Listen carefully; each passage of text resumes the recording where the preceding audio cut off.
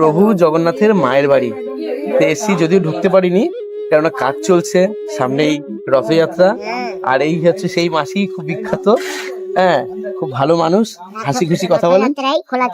রথযাত্রা খোলা থাকবে। আর এখানকার একটু কিছু সম্বন্ধে এখানে একটু বলুন। জগন্নাথের এটা জন্মস্থান, জগন্নাথের এখানে জন্ম হয়েছিল।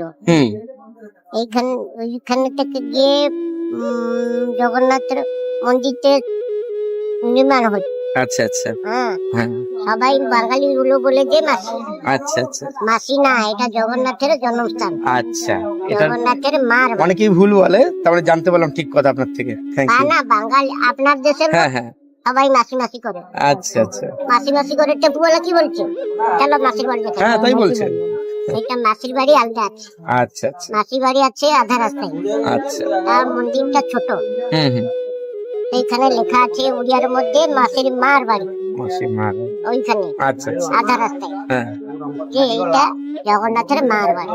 আচ্ছা আচ্ছা, জগন্নাথ এখানে আসে, 7 দিন বিশ্রাম করে আবার যায়। আচ্ছা আচ্ছা, থ্যাংক ইউ।